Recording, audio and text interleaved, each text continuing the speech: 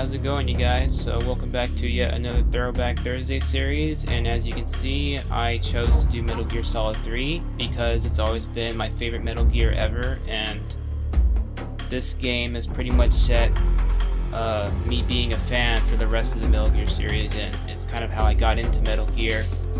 And I just found that Metal Gear is actually one of the best games I've ever played and will be my favorite, so I'm just glad and excited I'm finally getting to do it on the Xbox this time in HD. I know a lot of you like Metal Gear and some of you don't, but that's okay.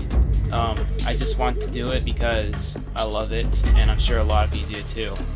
So I just want to make a quick note that if I get caught, I will fast forward through me hiding and stuff, because I know a lot of people don't want to wait just for me to come out of the shadows and probably get back to the game. I know some parts of this game can be pretty hard, but I'll do my best to do the very best that I can. I just hope most of you will enjoy what you see. I'm not sure if you'll find this walkthrough helpful, it's mostly just for fun, but all in all, I hope you guys enjoy it, and thanks for watching once again.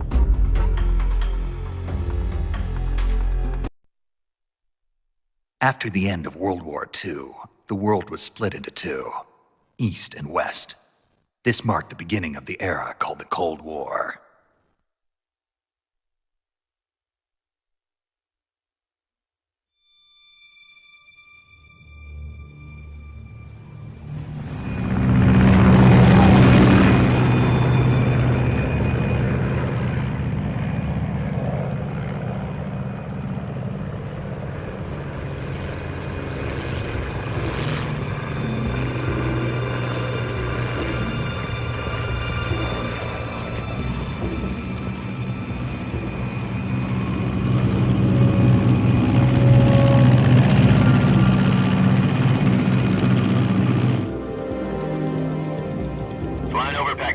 Altitude 30,000 feet.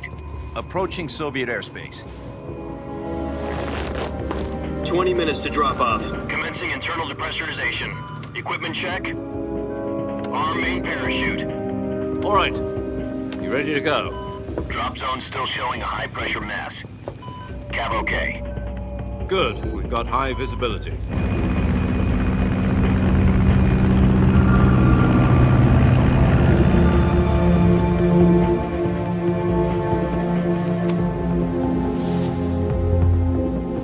Put out that cigar. Connecting oxygen hose to interior connector. Put on your mask.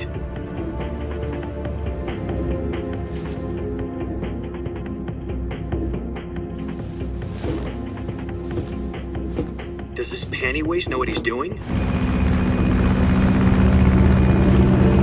Approaching release point. 10 minutes to drop off. Hey, are you deaf? He said put out the cigar and put on your mask.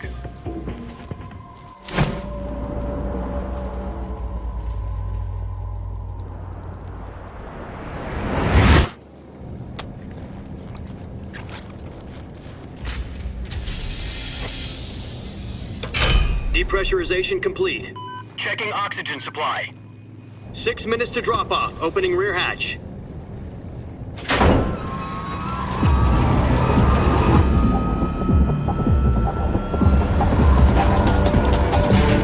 Sunrise.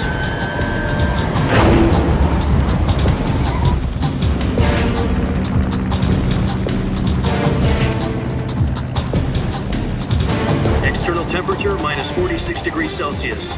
2 minutes to drop off. Stand up. You'll be falling at 130 miles per hour. Try not to get frostbite from the wind chill. 1 minute to drop off. Move to the rear.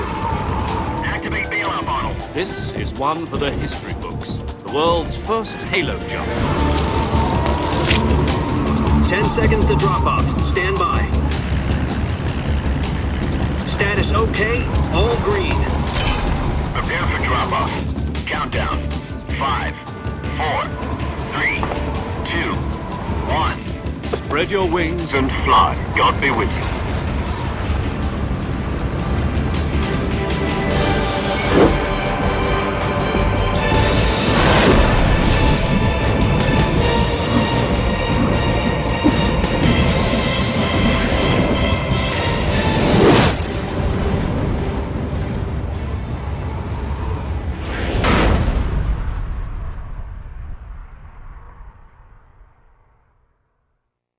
Jack, I've got some important news.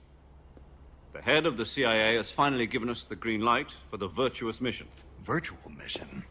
No, the Virtuous mission.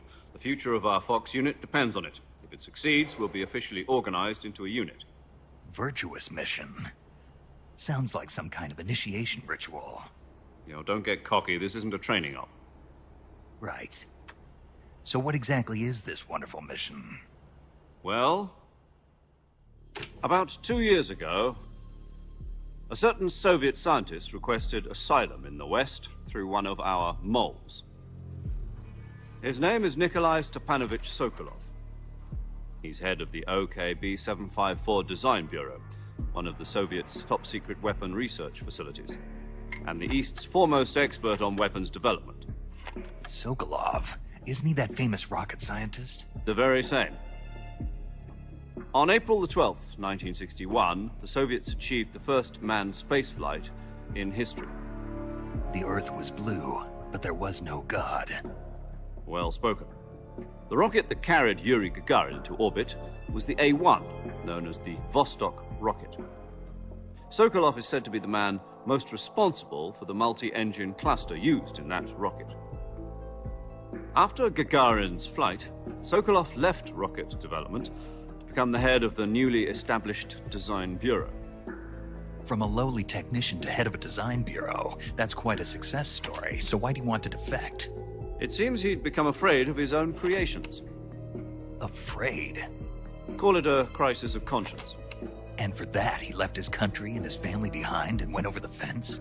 Not exactly. One of his conditions was that his family was also to be taken safely to the West. We used a mole to get the family out first, and succeeded in sneaking Sokolov over the Berlin Wall shortly afterwards. I was the one who conducted the operation.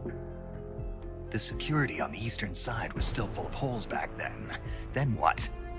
We got Sokolov over in one piece, but the whole ordeal had left him exhausted, and we checked him into a hospital in West Berlin. It took him 2 weeks and more than 600 miles to get from the research facility in the Soviet Union to Berlin. He was in no condition to say anything coherent. And it was only a week later that we had something much bigger on our hands. The Cuban Missile Crisis. October the 16th, 1962, President Kennedy received word that the Soviets were in the process of deploying intermediate-range ballistic missiles in Cuba. The President demanded that the Soviets dismantle and remove the missiles. At the same time, he announced a naval blockade to prevent further missile shipments from reaching Cuba. But the Soviets didn't back down, instead placing their armed forces on secondary alert. Soviet transport ships carrying missiles continued on course towards Cuba. US and Soviet forces went on alert for an all-out nuclear war. Frantic negotiations were conducted through the UN's Emergency Security Council and unofficial channels to end the hair-trigger standoff. Finally, on October the 28th, the Soviet Union agreed to remove its missiles from Cuba. And so the world avoided a nuclear holocaust. But in order to get the Soviets to pull their missiles out, we had to make a deal. You mean the one where the US agreed to remove its IRBMs from Turkey? No. The Jupiter IRBMs deployed in Turkey were obsolete, and we were going to get rid of them anyway. They had no strategic value whatsoever to either the US or the Russians. The Turkey deal was a ruse, a cover story that was fed to the other intelligence agencies around the world. So what did the Russians really want? Sokolov. They wanted us to return Sokolov. You mean the Soviets pulled out of Cuba just to get their hands on Sokolov? That's right. What the hell was he working on? At the time, we had no idea. We were running out of time. It was either give up Sokolov or risk full-scale nuclear war. In the end, we had no choice.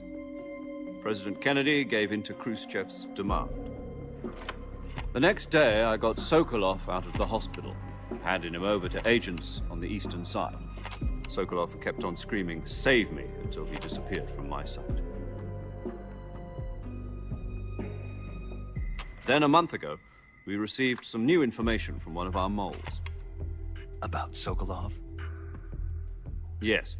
He was taken back to the research facility and forced to continue working on the weapon in question under KGB supervision. What's more, it's on the verge of completion. So what kind of weapon is it? Something to do with space rockets? No, missiles. Same technology. I guess you're right. We don't know the details, but it appears to be a new kind of nuclear device. For half a year now, the Soviets have been conducting frequent nuclear tests at Semipalatinsk. Something to do with the weapon, I assume. We're talking about a secret weapon so big that Khrushchev was ready to pull out of Cuba to get it back. Is Sokolov still in the facility? No, according to our intelligence, he's in Selino-Yarsk, a place in the mountains about 3 miles to the west that's known as the Virgin Cliffs. The Virgin Cliffs. Nice name for a virtuous mission. They moved him there just recently. Why? Apparently, they're conducting a field test of the weapon, but it's our best chance to get him back. This mission would never have been possible if he was still in the research facility. This is our last chance. Sokolov must have known that too when he contacted us.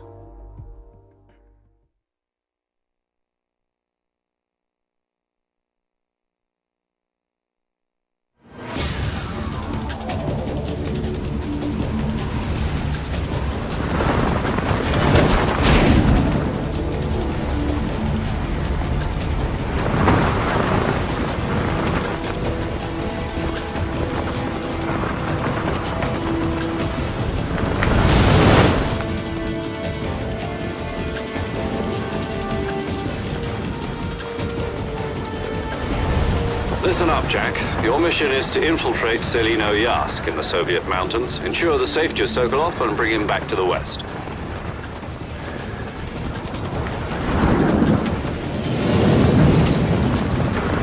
If we don't get Sokolov back before that weapon is complete, we'll be facing a major crisis. The clock is ticking.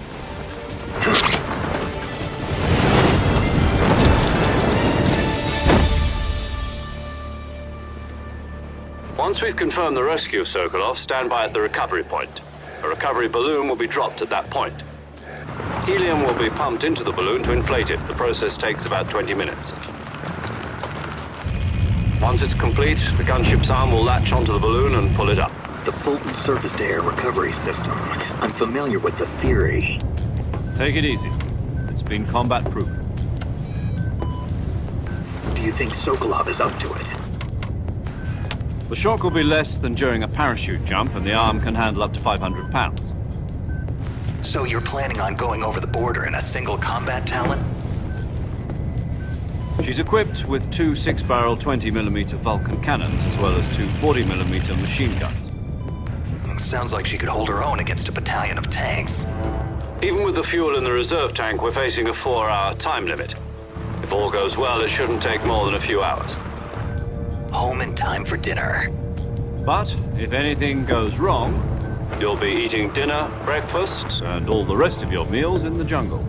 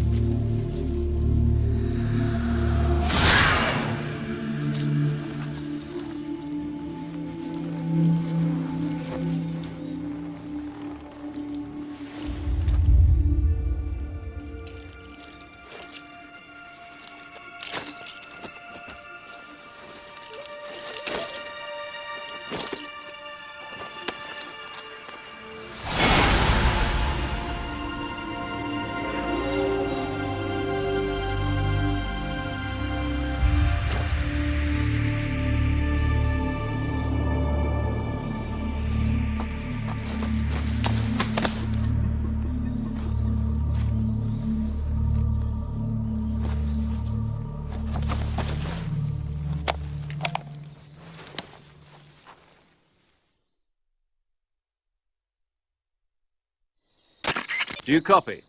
You're already in enemy territory, and somebody might be listening in. From here on out, we'll be using code names to refer to each other. Your code name for this mission will be Naked Snake. I'll be referring to you as Snake from now on. You're not to mention your real name. Snake? Well, you don't like snakes? What do you mean? Well, you've eaten one before, haven't you? In survival training? I'm glad to hear that. I don't know if I'd ever order one in a restaurant, but... Be careful, you might not have a choice. What about you, Major? What should I call you? Let's see. I'll be Tom. Call me Major Tom. This will be a sneaking mission. You must not be seen by the enemy. You must leave no trace of your presence. Is that clear? This kind of infiltration is the Fox unit's speciality. In other words, weapons and equipment are procured on site. That goes for food as well. You're completely naked, just as your name implies. Great. Now I see why you asked me if I like snakes. I suppose calling me Snake was your idea of a joke, too. No. There's a good reason for that. I'll tell you later when the time is right. Gotcha. Getting back to the subject, how exactly am I supposed to feed myself? You've been issued a knife and a tranquilizer gun. Use them to hunt for food. You'll also find some medical supplies in your backpack. Yeah, about the backpack. I lost it in a tree on the way down. I see. Well, you'd better go back and get it then. You know where it is? No problem. I can see it from here. It's stuck on a branch. To climb a tree, stand in front of a tree that's covered in ivy and press the action button. I'll be monitoring your progress over the radio. We can't risk violating Soviet airspace, but I'll be in the gunship. My frequency is 140.85. I'll give you a call if I need to talk to you. If you need to talk to me, use the send function. Okay, Snake, go get your backpack.